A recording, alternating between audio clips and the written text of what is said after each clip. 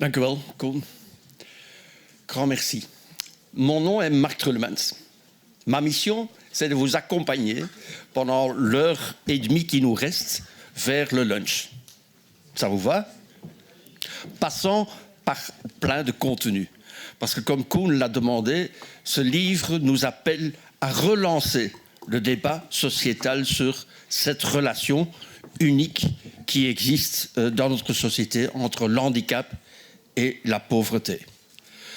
Ik heb verschillende dingen geleerd tijdens het lezen, waarvoor mijn dank aan die initiatiefnemers en alle schrijvers. Bijvoorbeeld dat armoede tot nu vooral werd beschreven vanuit werkloosheid, vanuit lage scholingsgraad of nog vanuit recent de eenoudergezinnen. Maar daar vanaf vandaag absoluut een element bij komt, zijnde het ziek zijn en de handicap. Je vous propose aussi de prendre une leçon que j'ai appris en lisant le livre, qui me semble un chouette critère pour avoir en arrière-tête quand on réfléchit sur les personnes en situation de handicap et situation de pauvreté. Il nous est apporté dans le premier article, dans la première contribution, par M. Michel Bercy et Michel Gravé de l'Université de Namur. Et il disait en fait, de mate van keuzevrijheid. La mesure dans laquelle les personnes en situation de handicap peuvent choisir elles-mêmes quel chemin et quelle priorité dans leur vie devrait être notre critère. Une bonne manière pour lancer ce débat, c'est d'inviter ces personnes handicapées ou en situation de handicap elles-mêmes. On a demandé à 3 personnes de se préparer et de nous donner un témoignage comme point de départ pour le débat. Puis-je avoir vos applaudissements pour Peter Truijers, Olivier Grolet et Lies van Peperstraten. Bienvenue. Bienvenue Peter, bienvenue Olivier, bienvenue Lies. Vous savez que les organisateurs n'ont pas prévu de pause. Et que donc, il faut lancer directement le débat. Ce que je propose de faire un peu un geste anarchique, c'est de vous demander, aussi pour vous, public, d'un peu bouger avant qu'on se relance dans un débat. Pour vous, assis, n'oubliez pas de poser vos questions à notre autre invité de ce jour. Puis-je vous avoir vos applaudissements aussi pour notre monsieur Slido. Vous pouvez vous lever. Voilà. Monsieur Slido va nous amener dans plein de questionnements que vous passent par la tête. On va l'inviter de temps en temps à intervenir dans le débat. Mais moi, je propose qu'on bouge un petit peu. Lies, Peter et Olivier, c'est aussi la journée mondiale du handicap. Souvent, ça s'accompagne, comme aujourd'hui d'ailleurs, de la présentation de nouveaux ouvrages ou de rappeler la problématique. Mais en fait, c'est aussi une espèce de fête. Un hommage aux personnes en situation de handicap. Et c'est pour ça que je vous invite à tous, pas uniquement parce que vous tenez bien jusqu'à la pause tantôt, mais aussi pour surtout jouir de cette journée de fête pour les personnes en handicap et ne pas oublier les personnes, les 30% qu'on a appris aujourd'hui, qui sont en situation de pauvreté. Que chacun applaudisse, se met debout d'une manière ou une autre pour cette année, pour les personnes d'handicap ou pour cette journée internationale pour les personnes en handicap. Merci.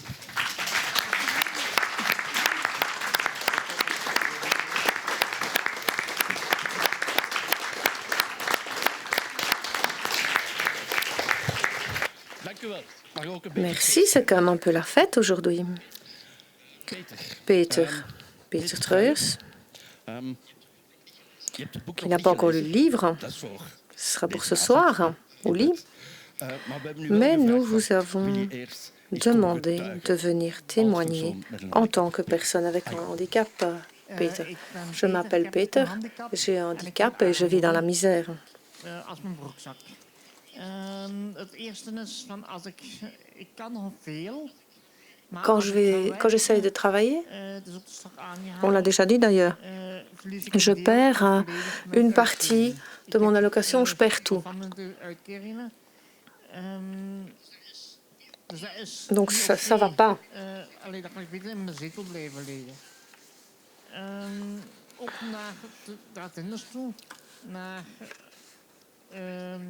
Alors, en ce qui concerne le prix de l'amour, j'ai une relation, mais elle ne peut pas venir vivre avec moi. Parce que si elle vient vivre avec moi, on va encore réduire ce que je reçois. C'est vraiment de la discrimination, c'est pas juste.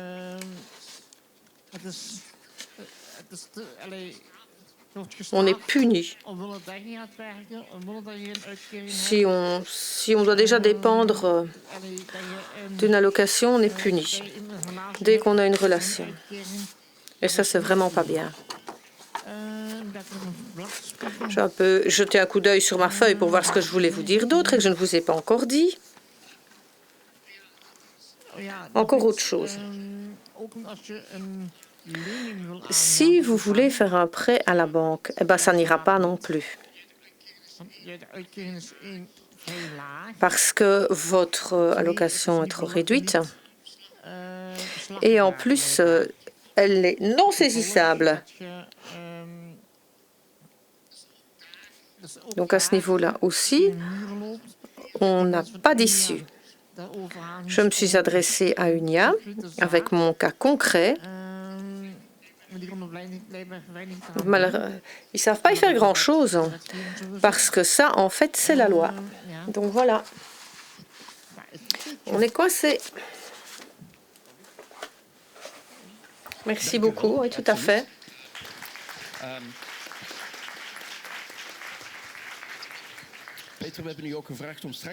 Peter, on a aussi demandé que tu interviennes lors du débat, donc si tu veux bien rester et réagir encore par la suite. Monsieur Olivier Grosselet, à vous aussi, on vous a demandé de témoigner courtement de la personne de handicap et la situation de pauvreté. À vous.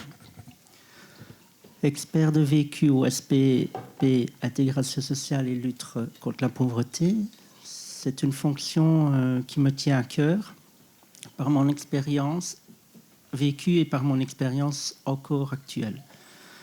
Dans mon parcours de vécu et de handicap, il m'a fallu être volontaire pour faire face aux multiples obstacles, pour avoir un cadre de vie sociale et économique presque acceptable, dans un contexte d'accompagnement limité et de revenus trop bas pour allier vie autonome et frais médicaux importants.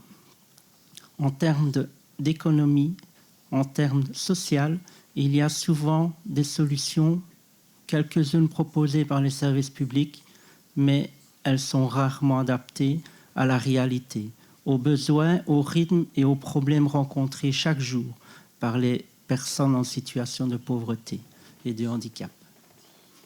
Le handicap plus la lourdeur administrative creuse rapidement le fossé vers la pauvreté. Il n'y a pas possibilité d'avoir une vie sociale et économique correcte. La maladie rend pauvre. Exemple, je suis capable d'étudier et de travailler malgré mon handicap. Mais ce statut m'a systématiquement mis dans des classifications à part. Un de mes premiers interlocuteurs du forum m'a dit « Il n'y a déjà pas du travail pour les gens comme vous, pour les gens normaux. Alors pour vous, il n'y en a pas. » On m'a classé comme demandeur d'emploi libre. Ça veut dire pas d'obligation de produire des preuves de recherche, pas de contrôle, mais aussi pas de proposition d'emploi, pas de formation. Vous restez confortablement seul avec vos allocations, votre handicap et votre pauvreté. Fondamentalement, l'emploi, qui est censé être le meilleur moyen possible pour se socialiser et pour lutter contre la pauvreté, m'est interdit pour mon bien-être. Durant mon parcours scolaire, c'était déjà le cas. Que ce soit pour la scolarité ou l'emploi, handicapé veut dire difficulté. Mon handicap et les troubles qu'il entraîne nécessitent des prises de médicaments rares. donc très cher.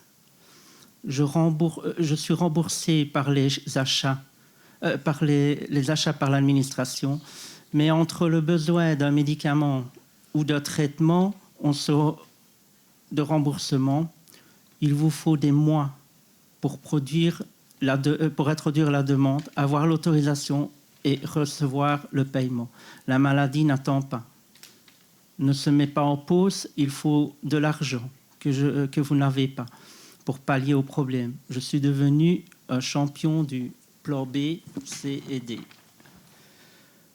Pour le non-retour au droit, le fameux non-take-up, c'est une véritable lasagne avec les couches, ces possibilités de renoncement, de difficultés, de méconnaissance, de sentiment d'impuissance et de perte d'autonomie pire que celle du handicap lui-même. Par exemple, pour aménager ma maison et la rendre adaptable à mes pathologies, j'ai droit à des emprunts à taux 0% et des aides spécifiques. Le nombre d'interlocuteurs est impressionnant. Mutuelles, médecins conseils, ergothérapeutes, inspecteurs, avec entrepreneurs et j'en passe. Quand je reçois l'avis de l'ergonome, je ne sais pas nécessairement à qui et à quelle administration le renvoyer. L'administration ne peut pas me donner le nom d'une entreprise spécialisée car ne peut faire de publicité. Par contre, elle refuse de prendre en considération les devis d'entrepreneurs non reconnus par les régions. Je suis en situation de pauvreté. Ma maison n'est pas encore aux normes wallonnes. L'emprunt ne peut être validé par les aménagements spécifiques. Et si je réponds à ces conditions, caractéristiquement, du double vitrage avant les mains courantes pour prendre une douche. Et je ne vous laisse pas deviner la situation si j'ai un épisode de santé avec une hospitalisation long terme. Par le handicap et la manque de revenus corrects pour faire face aux frais exorbitants pour la maladie, frais qui ne sont pas proportionnels avec vos revenus, le manque d'emploi ou l'emploi dont les revenus sont nettement moins élevés qu'une personne dite normale sur le marché de l'emploi, alors que vous faites autant que ces personnes, avec aucune compensation pour la personne handicapée, fait que je n'ai jamais pu avoir une vie sociale. C'est trop compliqué, voire impossible. Ce sont tous ces obstacles qui font qu'au-delà de votre handicap, vous sombrez vite dans la pauvreté et le décrochage social. C'est pourquoi cette fonction me tient à cœur, pour aider les personnes qui sont dans ma situation et essayer de faire remonter la problématique. Merci.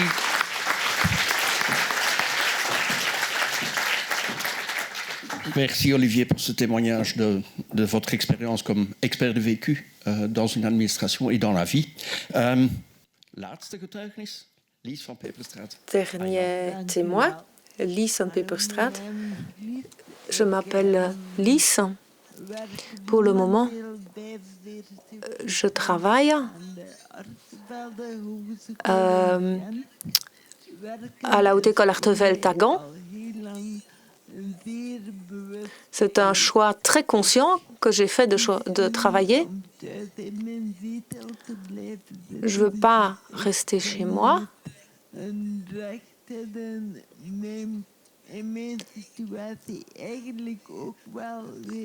Je trouve que dans ma situation, c'est un devoir aussi que d'aller travailler.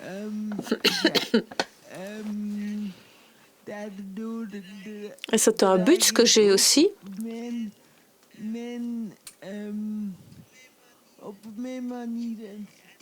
Je veux à ma manière aussi apporter ma pierre, contribuer à la société. Ce mois-ci et le mois prochain, mon revenu va baisser. Je vais perdre la moitié de mon revenu par rapport à un mois normal.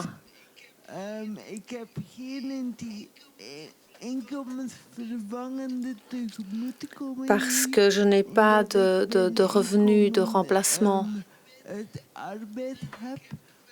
parce que j'ai un travail, mais j'ai bien un revenu d'intégration. Mais une des conditions pour conserver celui-ci et les avantages que je reçois, par exemple un remboursement supérieur en ce qui concerne les coûts médicaux, donc j'ai un tarif social, je ne peux pas gagner plus de 22 800 € bruts par an. Mais tout le monde sait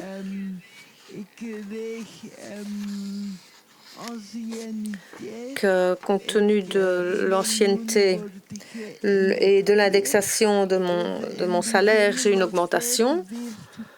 Donc au départ, en travaillant comme je le faisais, eh bien c'était encore tout juste pour que je puisse conserver mon AI, mais chaque année, je dois prendre de plus en plus de congés sans solde pour ne pas perdre mes droits et pour rester en dessous de ces 22 800 € bruts.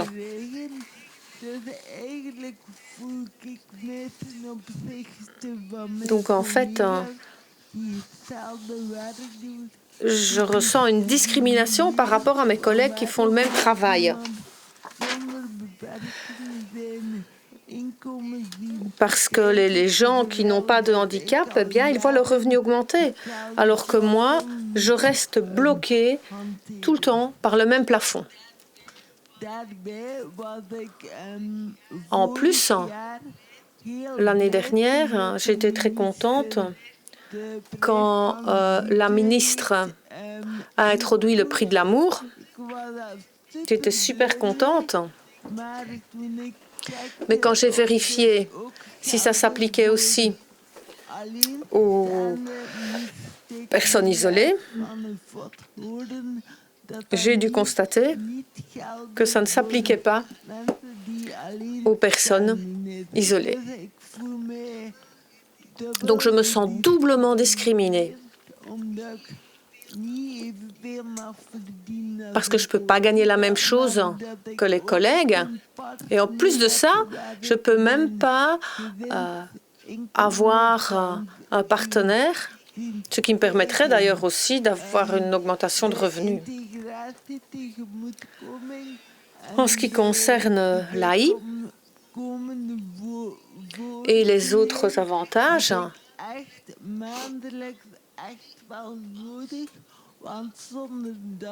j'ai besoin de cette intervention financière, sans quoi je me retrouverai dans la misère.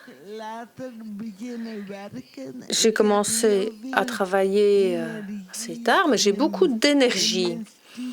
Et j'ai décidé d'étudier pour pouvoir travailler. Je sais que je ne peux travailler qu'à temps partiel, mais maintenant j'ai très peur en ce qui concerne l'avenir. Je ne sais pas ce que l'avenir me réserve, parce que quand on voit la loi telle qu'elle est pour le moment, ce n'est pas viable pour des gens comme moi.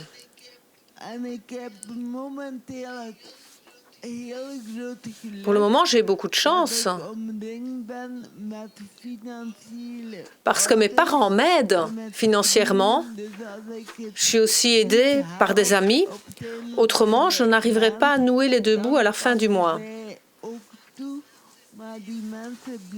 Mais ces gens-là, ils ne seront pas toujours là. Donc je crains que le jour viendra où je me retrouverai dans la misère. Die spreekt goed, hè? Ja. Mooie woorden en alles. Ja. Bon, effectivement, on en a parlé, discrimination, le prix de l'amour, etc., que l'on retrouve effectivement dans le livre. Pendant tout le débat qui suit, de parcourir avec vous.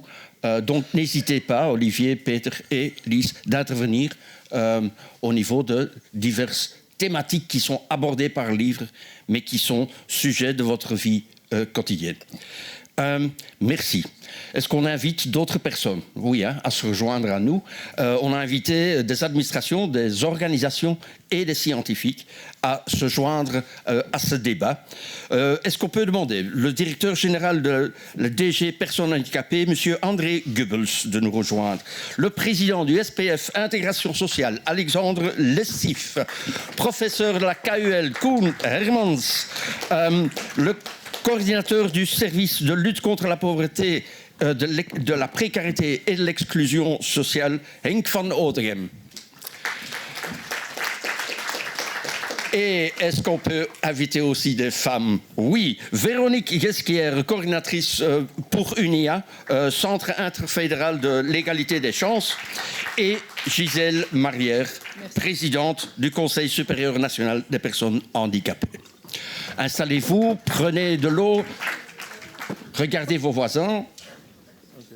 Oui, on y est. Tout le monde à l'aise.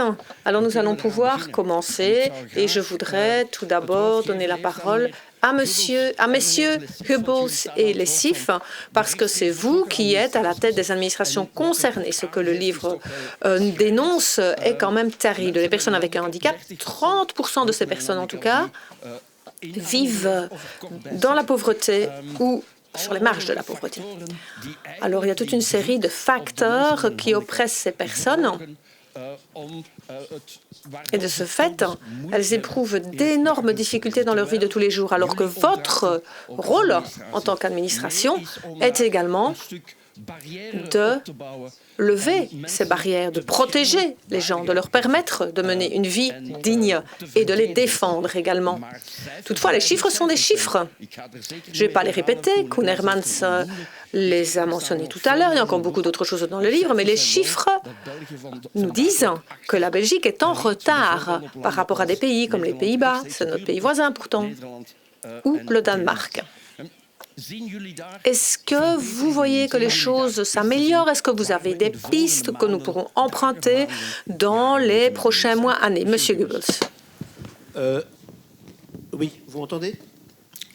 Oui, vous le dites, ce sont des chiffres auxquels nous sommes confrontés tous les jours et en permanence, évidemment. Donc, ce que nous avons entendu aujourd'hui, quand j'entendais Peter, Lise et Olivier parler, je pense que tous les jours, nous avons des personnes comme ceci au téléphone ou dans l'expérience de nos travailleurs sociaux. Est-ce que ce sont des choses sur lesquelles nous voyons des évolutions? Il faut bien le dire, positives, non, pas vraiment. Je ne pense pas.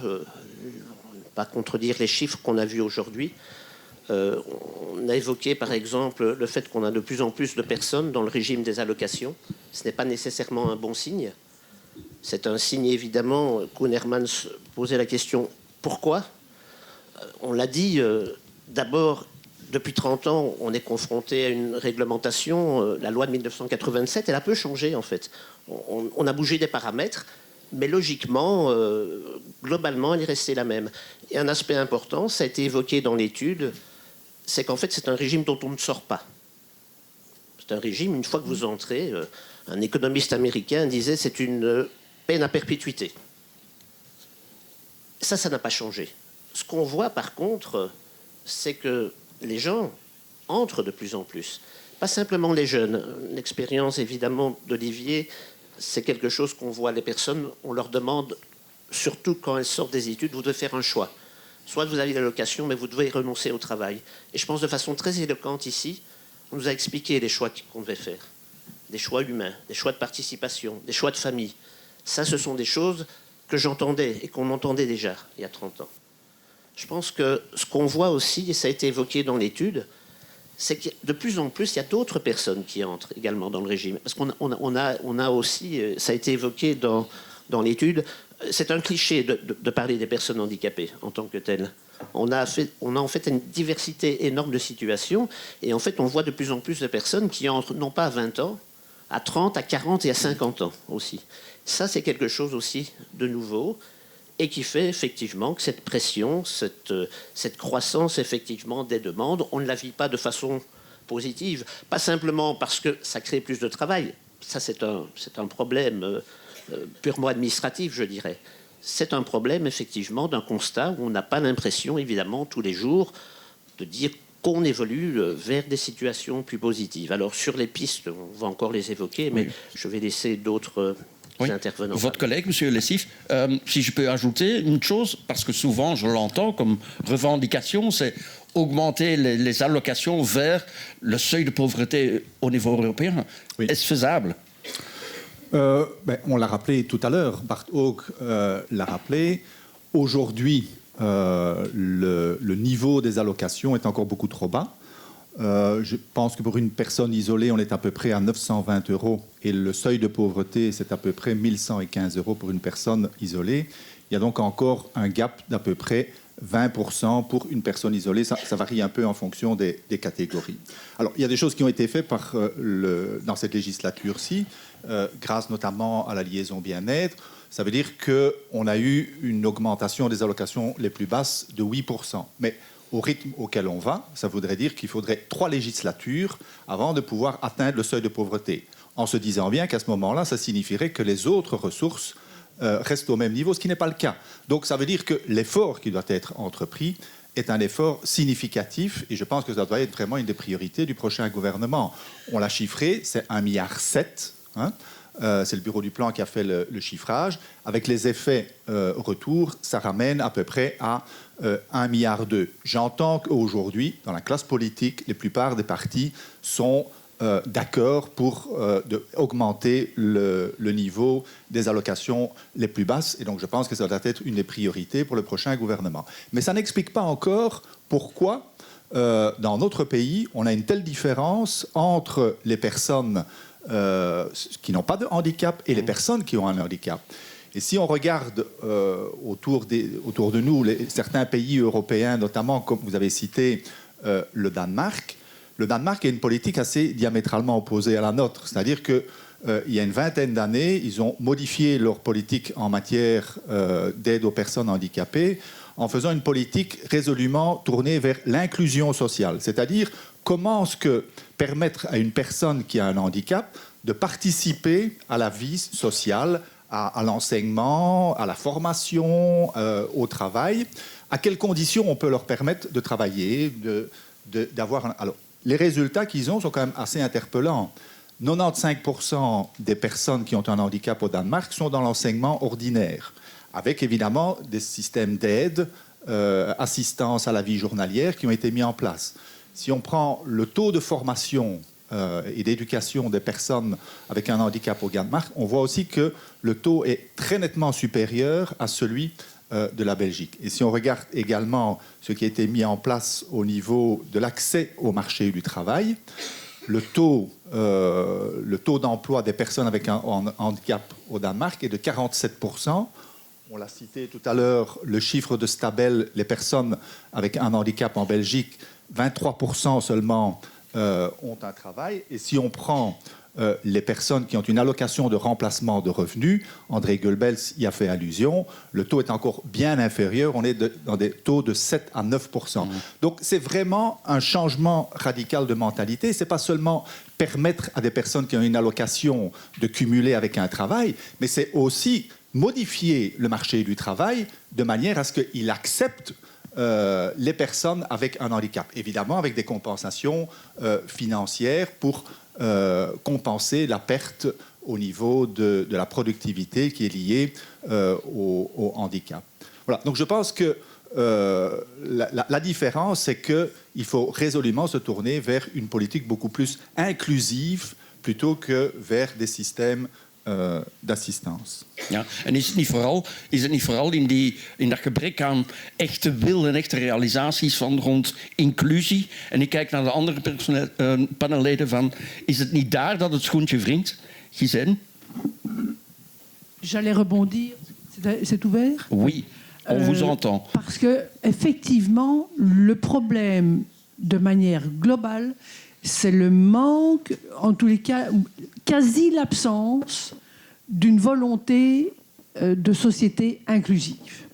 Et ça démarre dès la sortie de la maternité, ou dès le moment où le handicap, et André Goebbels le soulignait, le handicap, ce n'est pas un ou deux modèles. Le handicap se décline de manière vraiment très diverse. Mais dès le moment où le handicap fait partie de la vie, la société n'est pas inclusive. Et donc, tout programme, tout concours a amené de manière importante les personnes en situation de handicap dans ce goulot d'étranglement que sont les allocations. Et c'est, en tous les cas, là, j'adhère totalement, et toutes nos associations le constatent, quand on est et qu'on arrive dans le système des allocations pour en sortir, eh bien, très peu en sortent. Très peu en sortent, et je pense que ça a été évoqué ici par nos collègues qui vivent la situation et qui ont eu le cran de l'exposer. Mais toutes les personnes handicapées que nous rencontrons disent elles ont peur de bouger alors qu'elles sont là dans la pauvreté. Mais le risque de devoir de nouveau faire tout un parcours pour obtenir, pour changer, faire modifier, elles ont tellement difficile dans la vie qu'elles ne prendront pas ou elles n'osent pas prendre le risque de tenter une expérience qui va leur demander des mois pour récupérer quelque chose.